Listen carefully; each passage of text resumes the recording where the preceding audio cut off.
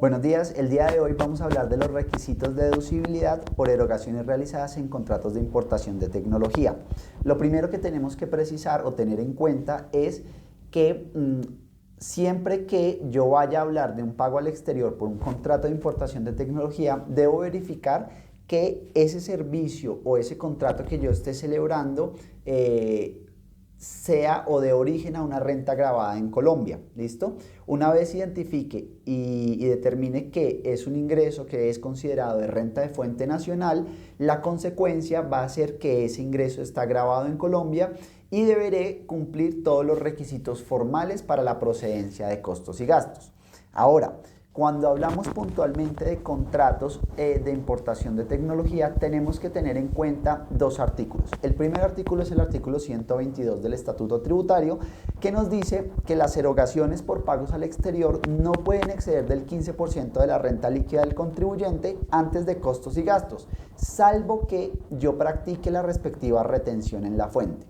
De manera que siempre que vaya a hablar de un pago al exterior, independientemente de que se trate de un contrato de importación de tecnología, necesito cumplir el requisito de practicar la retención en la fuente para que la deducibilidad del costo o gasto no se limite al 15% de la renta líquida. ¿Listo? Cumplido ese supuesto, tenemos que verificar los demás requisitos formales que debo cumplir para la procedencia de costos y gastos. Un requisito es, en el caso en que el prestador del servicio no sea facturador electrónico en Colombia, pues emitir el documento soporte en operaciones con no obligados a facturar. Y un segundo requisito es el que recae o está regulado en el artículo 123 del Estatuto Tributario. Lo que nos dice este artículo 123 es que siempre que yo haga pagos por contratos que se consideren de importación de tecnología o tipologías que considera la ley tributaria como importación de tecnología, debo realizar un registro ante la DIAN. ¿Listo? Ese registro lo debo realizar dentro de los 6 meses siguientes a la suscripción del contrato o en el caso en que exista una modificación, adenda, otro sí o cualquier variación en el contrato dentro de los 3 meses siguientes a el momento en que se tenga la modificación. ¿Listo? Con ocasión de este artículo 123 había sido expedida la resolución 62 del 2014. Sin embargo, esa resolución fue derogada por la resolución 8742 del 2023. Esta nueva resolución reemplaza la resolución 62 y nos trae pues unos nuevos requisitos o unos nuevos aspectos para llevar a cabo el registro del contrato. Lo primero que tenemos que tener en cuenta es las tipologías que son objeto de registro.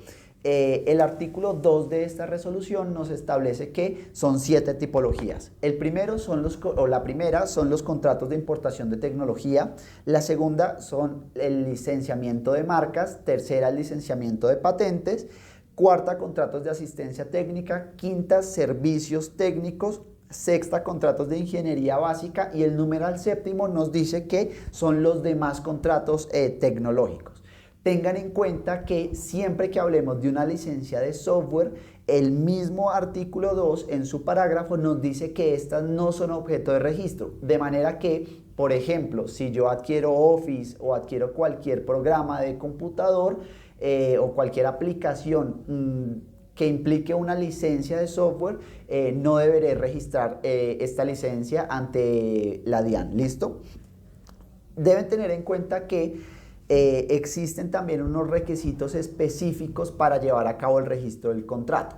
Lo primero es contar con el contrato y ese contrato debe estar celebrado a doble columna si es que está en un idioma diferente al castellano o si no fue celebrado a doble columna, contar con una traducción oficial. ¿Listo? De igual manera, en el caso en el cual yo no cuente con un contrato, voy a requerir tener firmadas las órdenes de servicio y estas órdenes de servicio son las que yo deberé presentar para el registro. ¿Listo?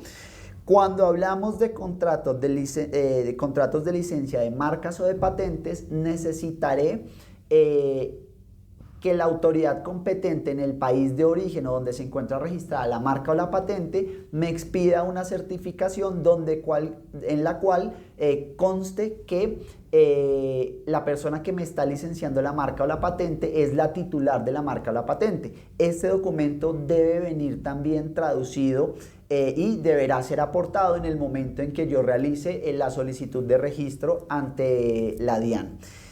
Deben tener en cuenta también que la DIAN tiene 8 días para realizar la revisión de la documentación y para darme una respuesta. Esa respuesta puede salir en dos sentidos. En el primer sentido es que encuentre que todos los documentos se encuentran correctos y me autorice el registro, caso en el cual expide un formulario donde pues simplemente me dice que el contrato fue realmente registrado y ante una fiscalización ese formulario es el que yo deberé presentarle al respectivo funcionario. El segundo camino es que la DIAN me diga, oiga, ese contrato no cumple con los requisitos, bien sea porque de pronto no tiene el término, de pronto lo registré por fuera de los 6 meses que plantea la norma para llevar a cabo el registro del contrato, o porque de pronto está en un idioma diferente al castellano o al español y no está realmente o no cuenta con la respectiva traducción. ¿Listo?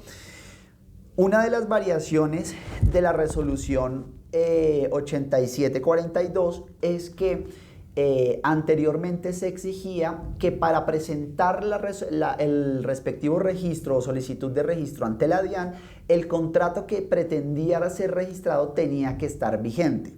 Esta resolución nos trae una aclaración a ese respecto y nos dice, oiga, si el contrato tiene un término inferior a los 3 o a los 6 meses, usted en todo caso deberá hacerlo dentro de los términos legalmente establecidos. Esto es, a los términos a que hace referencia el artículo 123, dicho de otra manera, deberé registrarlo dentro de los 6 o los 3 meses respectivamente si se trata de una suscripción o de una modificación del contrato. Esto es importante porque implica que normalmente el vínculo pues ya estará o digamos si el término es inferior a los 6 o a los 3 meses, el contrato ya no estará vigente, lo que quiere decir que yo lo puedo registrar o que puedo realizar registros sobre obligaciones que ya no se encuentran vigentes. ¿Listo? Una última situación a tener en cuenta es que en todo caso los registros no pueden realizarse de manera retroactiva. Dicho de otra forma, si yo celebro un contrato el 1 de enero, tengo a febrero, a marzo, a abril, a mayo, a junio y a julio para realizar el registro. Si yo lo registro en un mes diferente a esos, no me va a cubrir todos los pagos que yo haya realizado y que se encuentren por fuera del término establecido.